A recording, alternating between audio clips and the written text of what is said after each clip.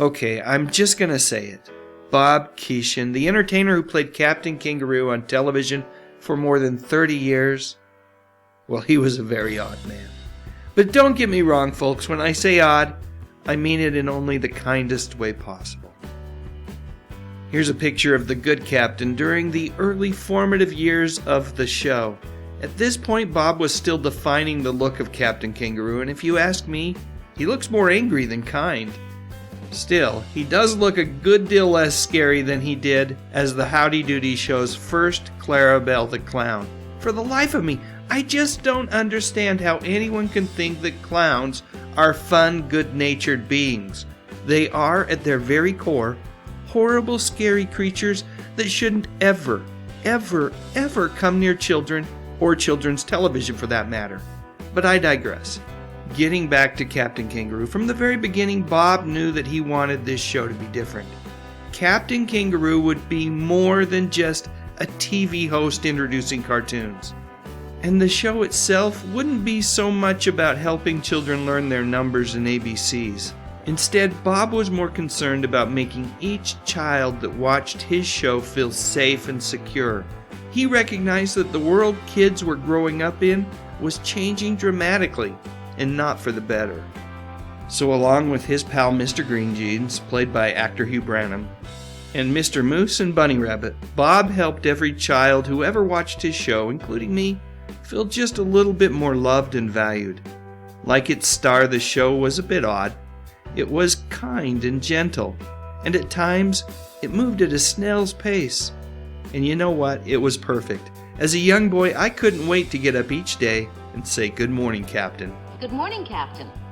Morning, Captain. Good morning, Captain. Good morning, Captain. Good morning, Captain. Good morning, Captain. Morning, Captain. Good morning, Captain. Good morning, Captain. Good morning, Captain. Good morning, Captain. Later on, Fred Rogers acknowledged that Captain Kangaroo greatly influenced the tone and structure of his program, Mr. Rogers' Neighborhood. Together, these two fellers also acknowledged that the medium through which they connected with their young audiences was greatly flawed.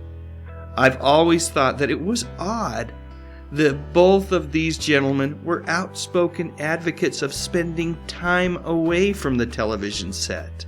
Both Bob and Fred worried that too much time in front of the TV would lead to a detached generation.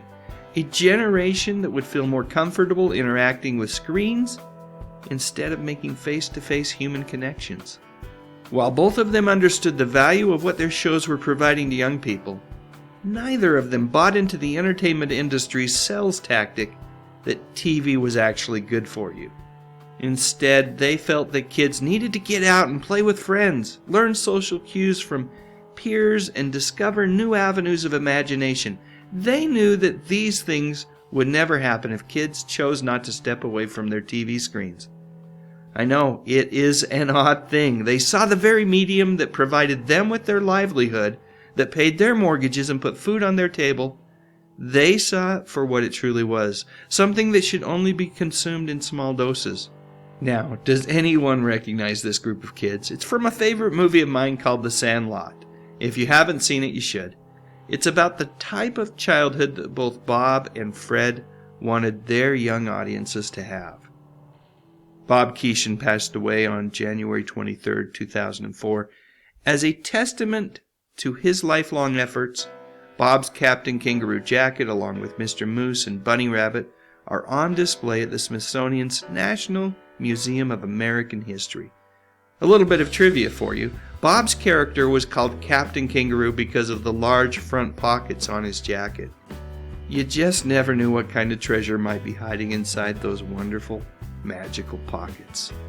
As long as we're talking about the Captain today, let me also take a moment to debunk a myth. For years, there was a rumor that Lee Marvin, while appearing on The Tonight Show with Johnny Carson, confided that Bob had saved his life while fighting in the battle for Iwo Jima during World War II.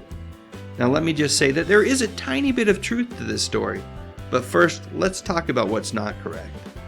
According to the website Snopes.com, neither Lee or Bob fought in the battle for Iwo Jima. The truth behind the rumor, however, is that both Lee Marvin and Bob Keeshan did serve as Marines. However, Bob never did see any sort of combat as the war was coming to a conclusion when he enlisted in the Marine Reserves. While I'm at it, let's dispel one more pesky rumor.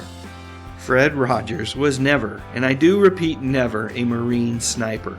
What he was, my dear friends, was a huge fan of Bob Keeshan because he recognized in Captain Kangaroo a character that had similar goals to his own. Both men were odd because they weren't on television because they wanted to be rich. Instead, they were there because they were worried about the soul of our nation.